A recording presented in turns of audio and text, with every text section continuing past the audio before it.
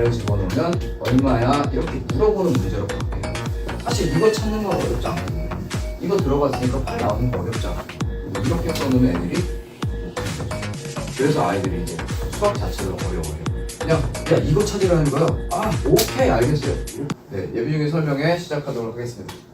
네 수학 왜 어려운가 이런 것들에 대한 고민이 제일 많으실 거라고 생각을 해요. 사실 이제 뭐 초등학교 때 배우는 수학 중학교 때 배우는 수학, 고등학교 때 배우는 수학 다 다른 거 알고 계시잖아요. 그거는 과목 자체가 아예 다르다고 생각을 해주시면 되는데 실질적으로 저희가 이제 초등학교 때는 이제 아이들이 수학을 좋아해요. 그러다가 중학교 되면 이렇게 화가 나기 시작하고 고등학교 때는 완전 체념한 이런 모습이 돼요.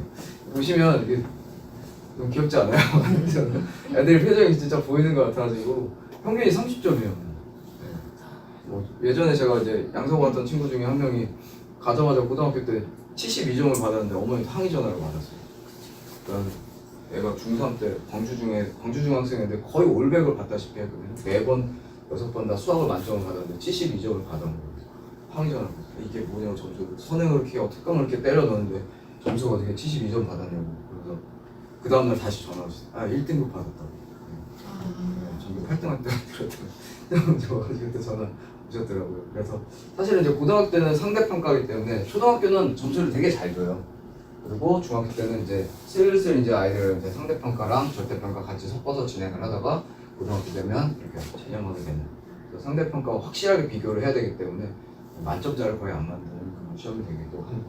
그래서 전국 수학 평균 점수가 낮기 때문에 아이들이 체감적으로 느끼는 성취도라든가 이런 것들은 되게 어렵게 느껴지는 거고요. 두 번째는요, 양이 많아요.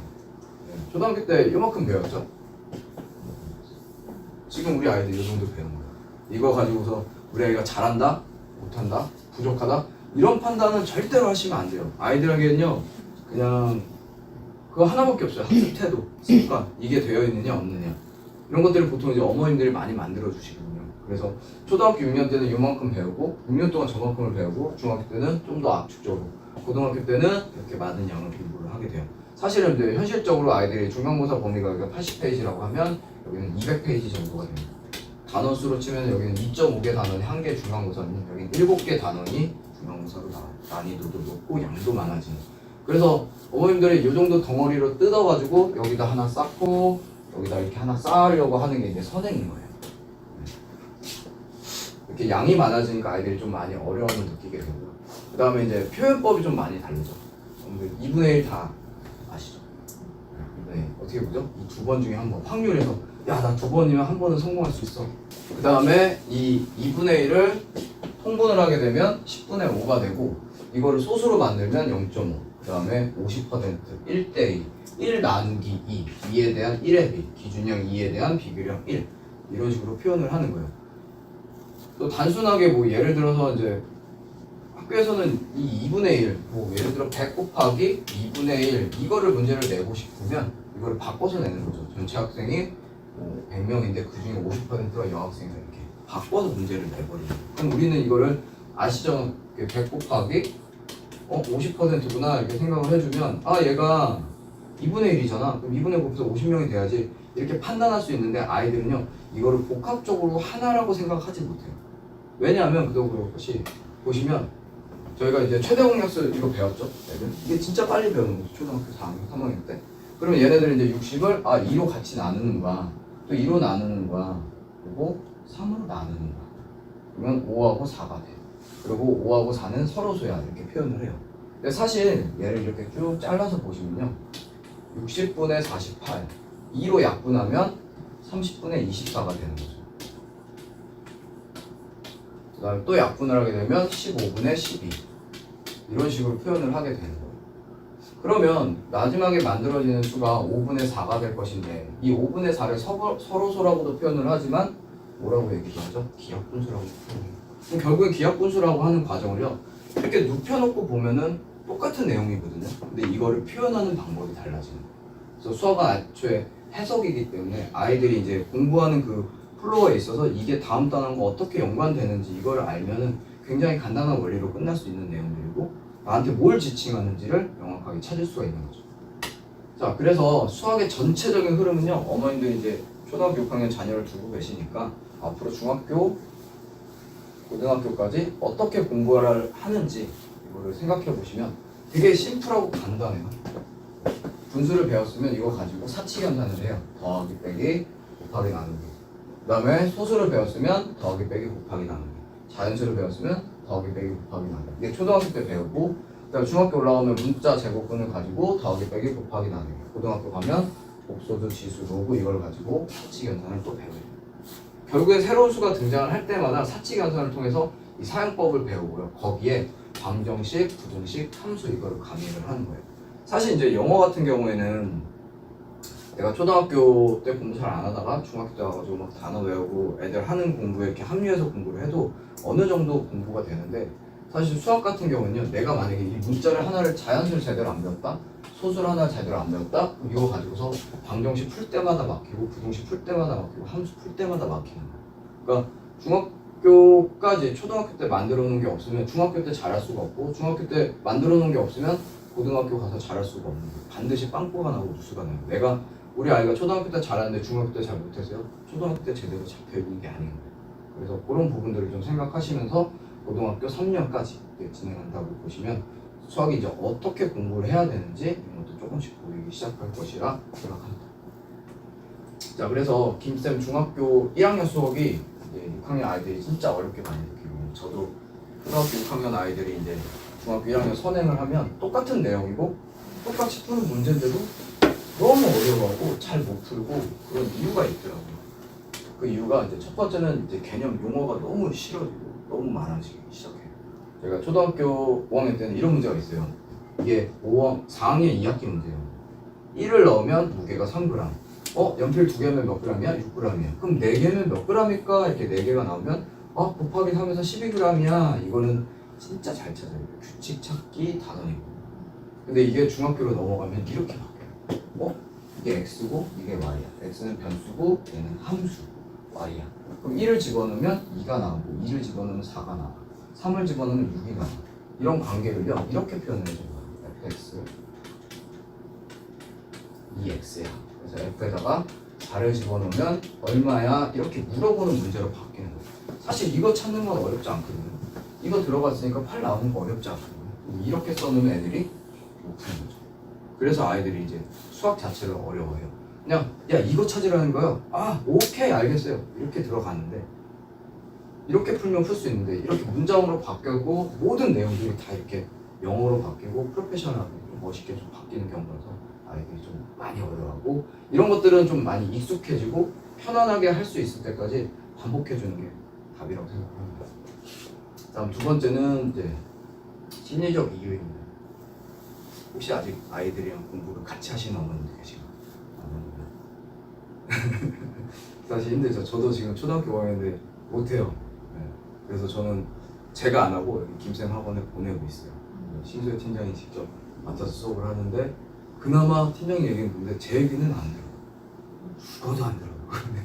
그러면 전화를 해요. 신 팀장, 석현이가 숙제 좀 미리미리 할 수 있게 좀 해주세요. 이렇게 말씀을 드리면 신 팀장님이 석현이한테 야 숙제 좀 미리미리 하자 이렇게 얘기를 하면 또 해요.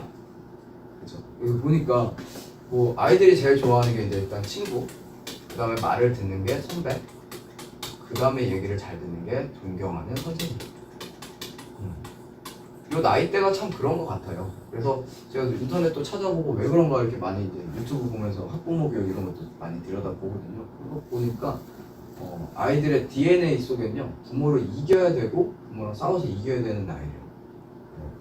엄마랑 싸워서 엄마를 못 이기면 난 사회 나가서도 이길 수가 없어. 이게 DNA에 새겨져 있대요. 그래서 그 싸우는 연습, 그게 사회 나가서 생존하기 위한 연습이다라고 얘기를 해주시더라고요. 그렇게 이해를 하자라고 얘기해 주셨어요. 진리는 아니고 그렇게 이해를 하면 마음이 편하실 거라고. 그래서 사실은 이 시기를 이제 부모님과 좋게 아이가 좋은 관계로 공부도 시키면서 갈 거면 전문가에게 맡기는 게, 어떤 전문가? 좋은 전문가가 제일 좋긴 하겠죠. 왜냐면 이런 전문가에게 저희는 돈을 주고 있으니까 잘 해주실 거라고. 그래서 그런 의지를 전하면서 이런 시기를 좀 진행했으면 좋겠습니다. 그래서 사실은 어머님이 직접 옆에서 잡아주는 게 제일 좋기는 해. 학원보다도. 그리고 과외는 너무 비싸잖아요. 그러니까 옆에서 제일 잡아주는 게 좋은데 그게 안 될 때는 이렇게 전문가에게 맡겨서 진행하는 게 맞다고 생각합니다. 그러면 이제 수학 어떻게 학습을 해야 될까 이제 이거에 대한 얘기를 좀 많이 해요. 저희 선생님들도 얘기 많이 하고 본사에 오셔가지고 이렇게 세미나도 자주 해주시는데 가장 본질은 이거라고 생각합니다. 요것만 잘 되면 학원도 보낼 필요도 없고 혼자 공부해도 상관이 없어요. 근데 이게 제대로 안 되고 있기 때문에 학원에 도움을 요청하고 과외도 해보고 이것저것 많은 걸 해본 거라고 생각을 해요. 그래서 단순하게 오늘 설명의 가장 메인 포커스는 이거라고 보시면 돼요. 그냥 아는 거, 모르는 거, 틀리는 거 이거를 우리가 어떻게 해결을 하고 어떻게 준비를 해야 될지 이걸 보시면서 생각을 해주셨으면 좋겠습니다. 아는 거 배울 때 잘 배우자. 아이들한테 뭔가를 설명을 할 때 잘 설명해 주는 게 중요하다고 생각을 해요. 그래서 난이도 이거를 누군가한테 어떻게 잘 설명해 주는지 이거를 잘 설명해서 잘 이해하고 내가 이해 안 되면 다른 예시도 들어줄 수 있는 사람이 필요하다고 생각을 합니다. 그래서 모든 과목 중에 배울학자가 들어가는 과목이 수학하고 딱 과학 두 과목이에요. 이게 어떤 의미냐면 배우면 빨라요. 저희 뭐 이렇게 아버님들 아시겠지만 스승님을 잘 만나면 무공의 고수가 되기도 하고 그러잖아요. 그런 느낌처럼 배우는 게 되게 중요하다고 생각을 하고 근데 저희가 이제 학원이다 보니까 어떻게 배워야 될까? 내가 선생님이랑 1대1로 공부를 할 수는 없으니까 그 수준에 맞는 반에 가서 듣는 게 중요해요. 저희 강의하는 사람들도 1등급부터 5등급까지 있는 반이면요 수업하기가 되게 힘들어요. 뭐 예를 들어서 1등급에 맞춰서 여기 정도 난이도로 수업을 하자니 얘네들은 못 따라하고 힘들어. 그럼 얘네들은 낙동강 오리알 되는 거죠. 그렇다고 내가 여기 5등급 위쪽으로 여기에 수준에 맞춰서 수업을 하면 얘네들은 지루해하고 내가 학원 오는 의미가 없어요. 혼자 공부해도 될 것 같아요. 그러면 어떻게 해야 돼요? 펼쳐야 되죠. 아이들을 쪼개야 돼요. 1등급은 1등급끼리, 2등급은 2등급끼리. 그래서 레벨별 반편성이 굉장히 중요하고 그럼 얘네들에 맞는 설명 방법이 있고 얘네들에 맞는 설명 방법으로 수업을 진행하는 게 되게 도움이 돼요. 그래서 이렇게 반편성이 중요하고요. 두 번째는 수준별 교재. 아이에 맞는 교재. 교재는 저희가 이제 아시다시피 장인들이 쓰는 도구라고 하잖아요. 사실 시중에 나와 있는 교재들도 굉장히 많은데 김쌤이 가진 장점 그런 것들도 같이 설명드리도록 할게요. 자, 잘 배우자. 이게 양적 접근이라고 하는데요. 이거 어머님들 풀어보셨어요? 어떻게 풀릴까요? 이제 이런 거를 이제 볼 때 초등학교 아이들이 이런 걸 하죠. 다 이렇게 배우고 있을 거예요. 이 녀석을 1997을 뺄 거면 여기에서 10을 받아내림 해서 여기는 13이 되고 빼면 6이 되고 얘는 4가 됐네. 빼려고 하니까 부족하네. 1을 또 줘야 되네. 받아내림. 그러면 여기 14에서 9를 빼니까 5가 되겠고 얘는 또 3이 됐어. 또 빼려면 또 4가 되고 456. 재미가 없죠. 실수 하나 하면 또 틀리는 거고 이것만 봐도 엄청 복잡하고 답답하잖아요. 그럼 생각의 사고를 조금 바꿔보는 거예요. 이런 생각의 사고는 자기 스스로 하는 친구들은요 학원 다닐 필요도 없어요. 정말 똑똑한 친구들이고 영리한 친구들인데 저도 마찬가지로 대부분의 아이들은 똑똑한 친구는 없다고 생각을 해요.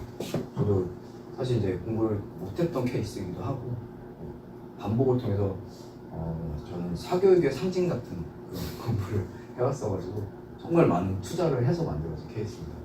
이런 거는 이렇게 푼다고 보면 53이 있는데 2000을 먼저 빼는 거예요. 그리고 3을 더해버리면 간단하죠.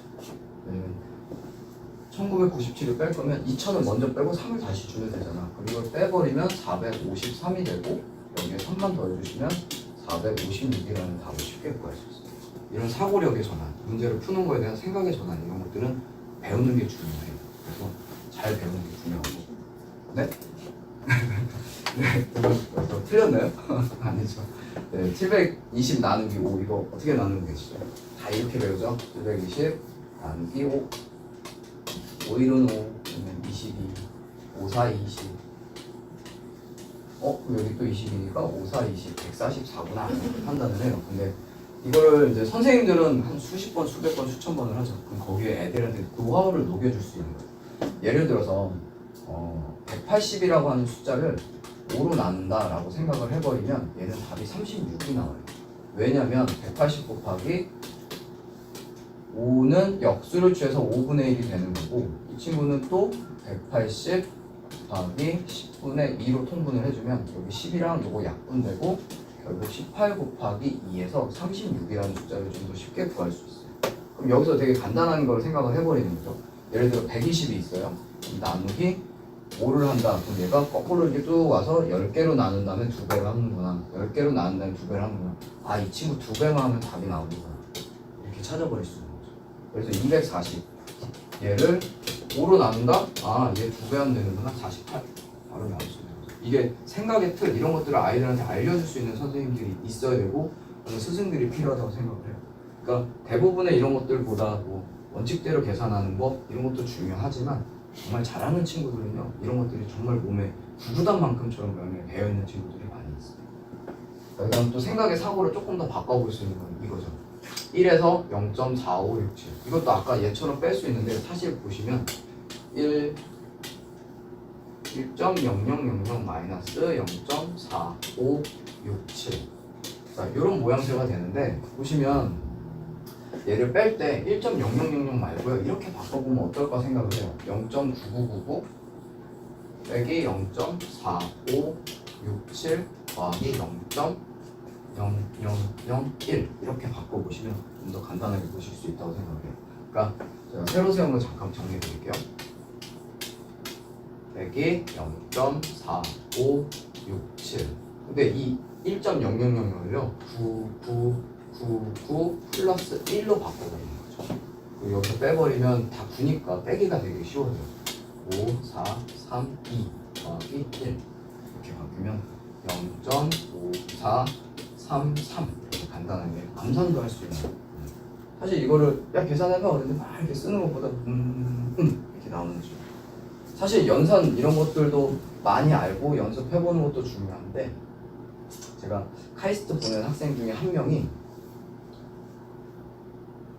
구문을 13년을 했어요. 연산을요 진짜 저보다 엄청 잘해요.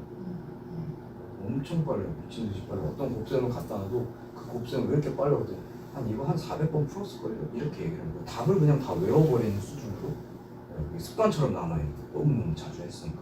그래서 그런 것들도 중요하지만 저희는 그렇게까지 할 그건 없잖아요.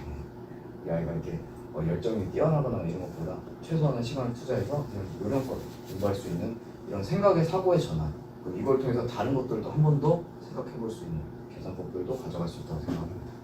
자, 이거 4번은요 100을 2분의 1로 나누면 이게 릴스나 이렇게 쇼츠 이런 데서 많이 유행하던 문제예요. 많이 틀리는데 답은 200입니다. 나누는데 왜 200이 돼요? 이런 생각 많이 하실 거예요. 100을 2분의 1로 나눈다. 그러면 100 곱하기 2 이렇게 이 나눗셈식이 역수로 취해지면서 200으로 바뀌는 이런 함정을 이용한 문제 중에서 이거 보시면서 이제 수를 어떻게 공부를 해야 되는지 그리고 지금부터 만약에 뭐 김쌤을 다니든 안 다니시든 뭐 이런 양적 접근 같은 걸 좀 많이 생각해 주시면 좋을 것 같아요. 예를 들어 제가 130 나누기 2 하면 얼마야? 이러면 이게 암산으로 딱 나오는 친구가 있고 안 나오는 친구가 있어요. 양적 접근 이거를 한 번에 되는 친구가 있고 안 되는 친구가 있는데 사실 얘를 돈이라 생각하면 되게 쉽거든요. 13,000원 13,000원이니까 13,000원은 10,000원 있어. 그 다음에 3,000원이 있어. 반쪽이면 5,000원이고 1,500원이니까 6,500원. 그럼 나 이거 65가 되겠네. 이렇게 계산을 해야지 130 나누기 2 나올 때마다 이렇게 세로세로 계산하고 이러면 정말 큰일 나요. 그만큼 아이들한테는 이런 숫자에 대한 감각이라든가 이런 센스들이 좀 많이 필요하기 때문에 이런 것들을 잘 배울 수 있는 그런 학원에서 이렇게 하시면 좋겠습니다.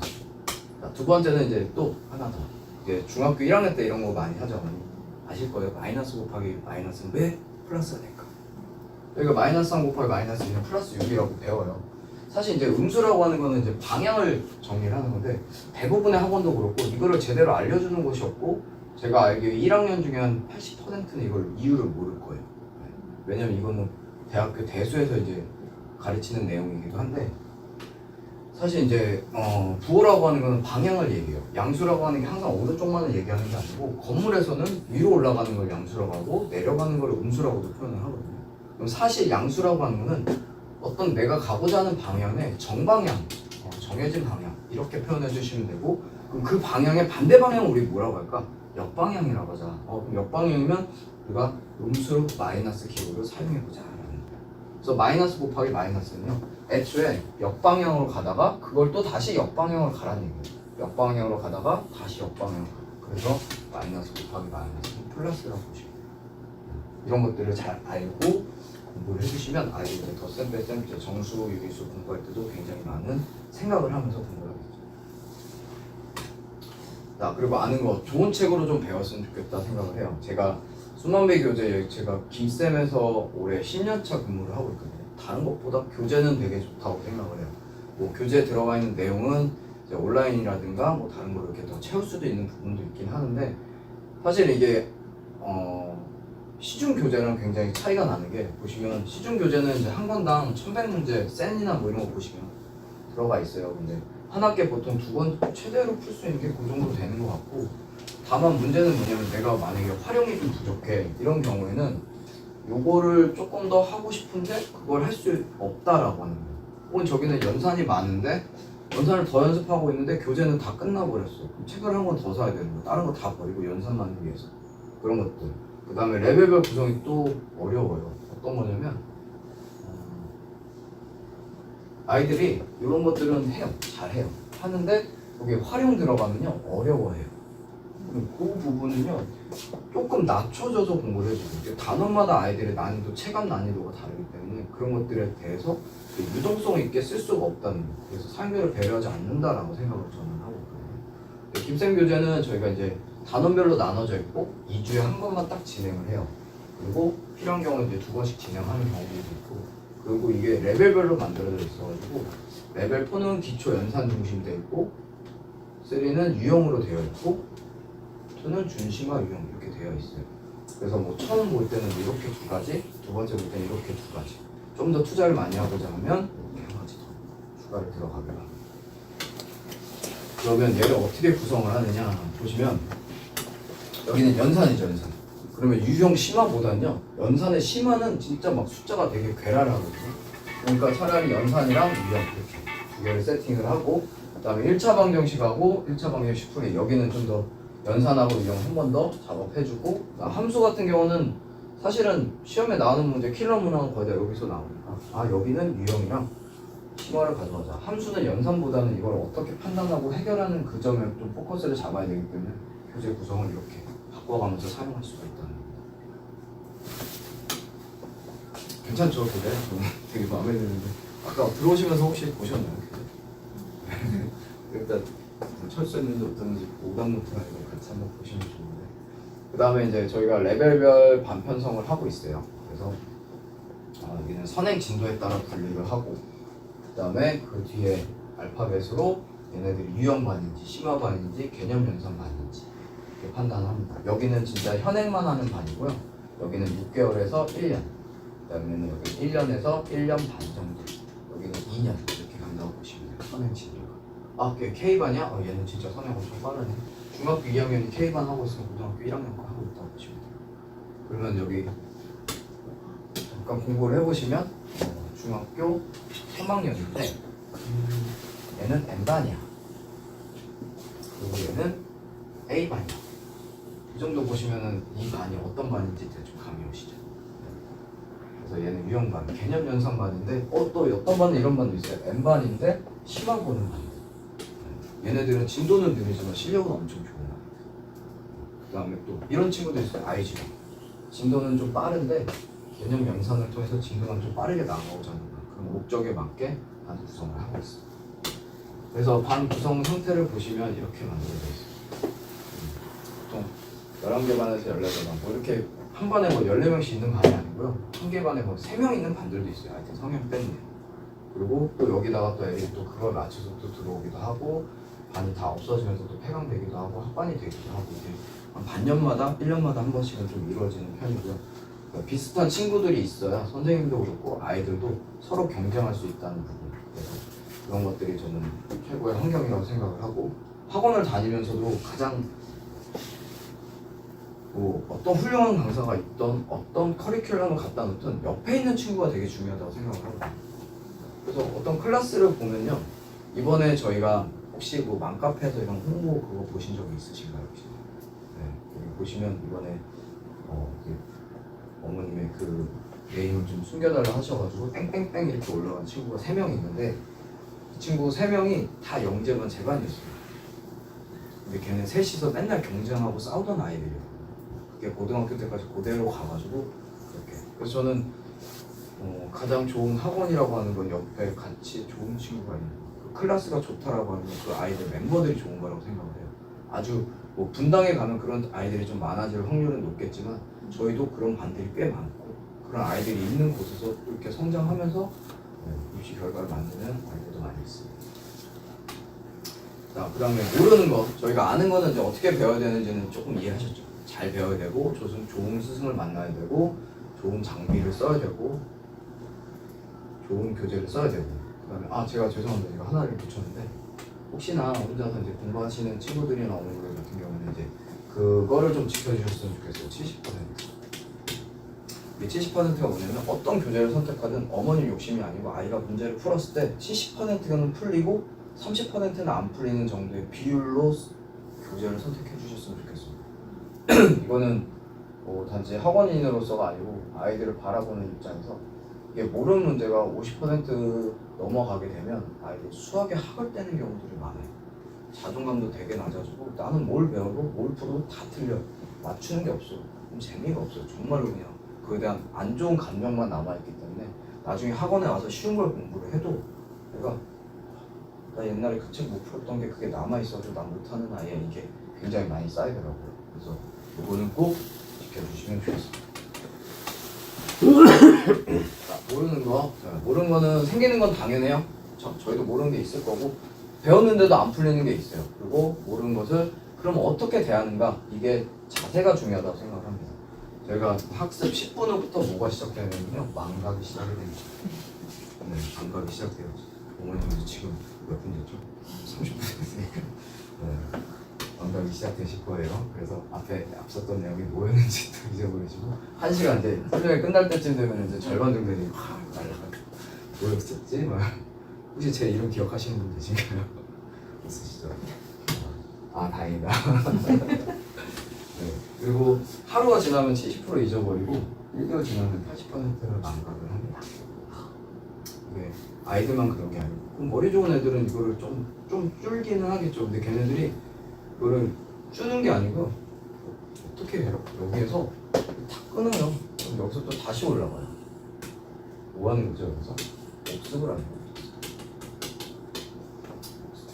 또 내려가다가 또 탁 끊어요. 또 이렇게 올라갔다 내려가.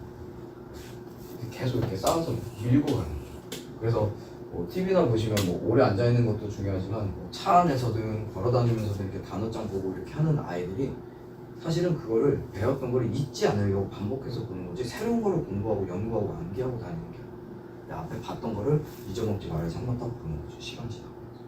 그리고 사실은 저희가 4번 이거는 굉장히 많이 강조를 해주고 있어요. 아이들한테. 저희가 영어 단어 중에 바다 걸보이 할 때 이거를 걸? 날 거리라 부르는 건가? 거리 뭐지? 소녀. 오케이. 나 소녀를 불러. 이렇게 판단 안 하고 그냥 쓰잖아요. 처럼 모든 단어도 있고 모든 지식은요 4번 정도 외웠다가 잊어버리고 5번째 그걸 내 걸로 만들면 영원히 잊지 않는데요. 영어 단어, 스쿨 이런 것처럼 아직도 어머님들 안 읽고 계시는 이유가 아직도 쓰는 이유가 그런 거라고 생각해요. 그래서 저희는 이제 반복이 굉장히 중요하고 그게 끝나고 나서 저게 잊기 전에 해주는 게 되게 중요하다고 판단을 하고 있습니다. 그래서 저희는 이제 모르는 거, 네가 정말 모르는 거 맞아? 정말 아는 거 맞아? 안다고 생각하는 게 되게 위험하거든요. 나 배웠어서 기억해. 근데 사람이 어떻게 그걸 다 기억하지? 잊어버릴 텐데. 얘가 뭐 학원 하나만 다니는 것도 아니고. 그럼 이걸 판단할 수 있는 방법은 오롯이 테스트라고 생각을 합니다. 네. 테스트를 통해서 모르는 걸, 틀린 거를 찾아내는 거예요. 네. 그래서 시간을 단축하는 거죠. 내가 정말 모르는지 아는지. 그래서 주간 테스트, 학원 차원에서도 이제 이거를 학원 엔제라고 해가지고 내년부터는 도입할 예정이고 지금은 이제 주간 테스트로 주말에 에스포스 과제로 나가고 있고요. 한 단어 끝날 때마다 교재가 끝날 때마다 책 통과 테스트를 통해서 얘가 2주 동안 얼마나 학습 성취도가 되어 있는지 만약에 부족하게 되면 보강이나 재시험을 통해서 그 부분은 어느 일정 부분 메꾸고 가는 시스템이라고 보시면 되겠습니다. 저희 이제 인류 야구 선수는 스윙 연습을 쉬지 않는다고 합니다. 저희가 배트를 휘두르는 법을 몰라서 이 사람이 맨날 그러는 건 아니죠. 네. 개념도 마찬가지고요. 개념을 내가 배웠다고 해서 이걸 가지고서 내가 모든 문제를 풀 수 있다라고 생각하시면 정말 곤란해요. 왜냐면 먼저 이제 우리 아이가 개념이 안 되어 있어요. 제가 이 얘기를 정말 많이 들어요. 오늘 상담을 하면 그때 말씀드린 이거는 개념이 부족한 게 아니라 연습이 부족해요. 내가 방망이를 휘두르는 법에 대한 개념을 알려주고 발목의 각도는 얼마고 손목의 각도는 얼마고 허리는 어떻게 휘둘러야 되고 어떤 속도로 가야 되고 시선은 어디로 가고 골프 스윙이라고 보시면 돼요. 이거 해보신 분은 계시겠지만 골프 스윙할 때 이거 어떻게 해야 되는지 알지만 제 몸이 안 따라주잖아요. 그거는 저희가 연습을 통해서 만들어가는 수밖에 없어요. 그래서 개념을 배웠으면 이걸 가지고서 유형 문제를 다뤄보는 게 되게 중요해요. 이걸 다루게 되면 개념이 더 탄탄해지고 또 해보면 또 탄탄해지고 이런 선순환의 고리를 가지고 가는 거예요. 아이가 개념이 부족해요? 아니에요. 절대 개념이 부족한 게 아니고 연습이 부족해요. 그럼 연습을 이제 어머님들이 시키느냐? 저희가 시켜야겠죠. 저희가 이제 학원에서 사용하는 온라인 학습 프로그램 레스코스라고 하는 건데 아이들 이렇게 보시면 이렇게 수행률 270문제를 풀었고 91%고 성취도가 어떻게 되는지 얘는 C네요. 여기가 이런 식으로 판단을 하는 거죠. 그럼 요거에 관련된 단어들을 또 한 번 또 과제를 내주고 진행을 하게 합니다.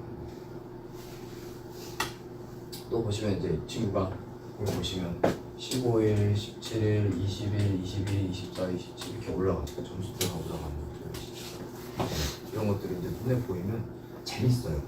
선생님들도 재밌고, 애들도 재밌고. 그래서 이런 것들을 이제 매일매일 혹은 일주일에 2번, 1번 이렇게 이제 온라인 학습을 통해서 아이들이 반복 수용 연습을 할 수 있도록 진행을 하고 있습니다.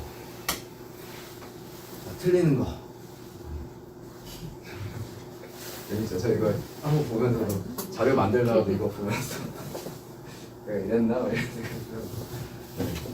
일단 아는 거 모르는 거 이제 모르는 거는 제대로 내가 확인 학습을 통해서 모르는 걸 찾아서 이제 반복해서 내 거 모르는 걸 줄이는 거 복습하는 거 이런 것들에 대한 강조를 드렸으면 이제는 틀리는 거는 우리가 어떻게 해야 될까 이런 생각을 해주시면 돼요. 아이들이 수학 문제 틀릴 때 가장 많이 되는 핑계가 뭐죠? 어머나 실수했어 덧선 틀렸어. 근데 이거는요 중3이들도 안 고쳐져요. 저도 안 고쳐져요. 아까 제가 연산 풀다가 제가 틀렸나요? 이렇게 물어봤잖아요. 네, 틀릴 수밖에 없는 거 맞아요. 근데 사실은 그게 본질은 아니죠. 우리가 그런 과정을 통해서 결국에 하려고 하는 거는 대입이기 때문에 최소한 실수를 줄이는 방법들은 좀 배울 수 있고 모르는 걸 좀 정리하는 그런 건데 틀리는 건요 약점을 극복할 수 있는 가장 좋은 단서라고 보시면 돼요. 그래서 틀리는 거는 절대 두려워하시면 안 되고요. 대신 교재를 풀었는데 절반 이상 틀리면 답이 없어요. 네, 그러니까 아까 말씀드린 70% 지키면서 틀리는 문제를 우리가 어떻게 대할 것인지 이거 좀 고민해 주시면 좋겠습니다. 네, 스트레스 받지 말고 정리하면서 내 것으로 만드시면 돼요. 마음 편하게. 에이 틀렸네. 정리해서 내 걸로 만들자. 그 과정 하는 것만으로도요. 그 친구는 그 문제를 50% 이상 해결을 하는 거예요. 저희가 가져가는 이제 5단계 풀이법이라고 합니다. 무엇을 묻는 건지, 그다음에 주어진 조건이 뭔지, 그다음에 문제는 어떻게 풀고, 노트는 어떻게 하는지. 그래서 이렇게 정리가 되어 있는데 사실 이렇게 보면은 잘 모르시겠죠. 보여드릴게요. 실제로 보시면 이게 문제예요. 영순회 반 학생은 반 전체 2분의 1보다 5명이 더 많고 여학생은 반 전체 3분의 1보다 3명이 더 많다. 영순회 학생은 모두 몇 명인가? 정리가 안 된 상태예요. 그러면 아이들은 이거 보면서 아니 뭔 소리야 왜 이렇게 길어? 어머님들도 딱 보시면서 아니 뭐 이렇게 복잡해 이러신 분들 많으실 거예요. 그럼 일단 접근을 해보자 라고 하는 게 이제 5단계 풀이법. 뭘 물어보는 거지? 반 학생이 모두 몇 명이지? 이걸 물어보는 거야. 몇 명이냐? 그럼 몇 명이냐? 이것만 딱 보고 하나 정리하고 반 학생 수. 반 학생은 모르니까 우리 네모 또는 별 하트. 나 이제 중학생이지? X 이렇게 놓자. 그 다음에 뭐죠? 이제 조건을 보자. 어떤 조건이 있는지. 전체 2분의 1보다 5명이 많네.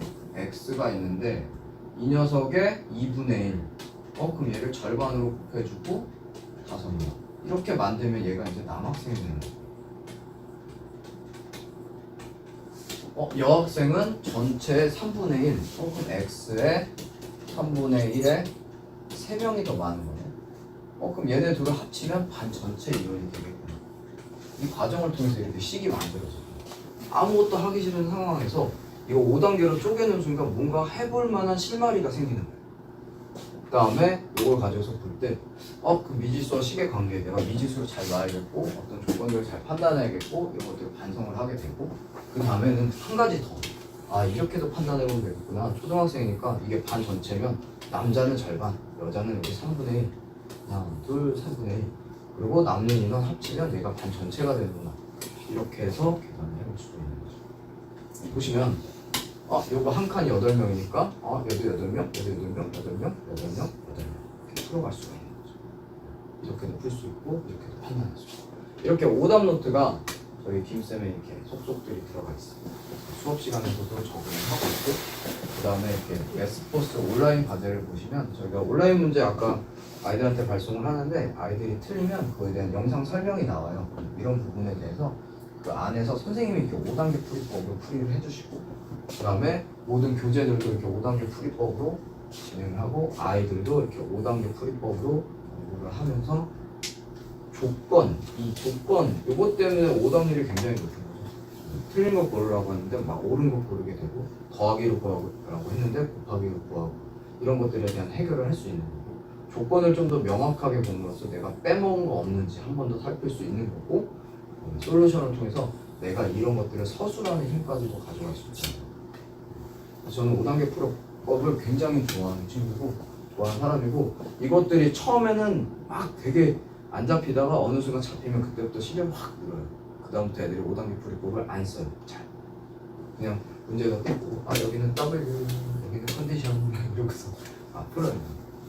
근데 이런 것들이 분할이 되면은 이제 푸는데, 이게 오답률을 좀 줄일 수 있겠다. 그래서 이런 저희가 가지고 있는 무기들, 그리고 아는 거, 모르는 거, 틀린 것을 이렇게 본질적으로 해결할 수 있는 이런 부분들을 저희는 이제 시스템적인 형성이라고 표현합니다.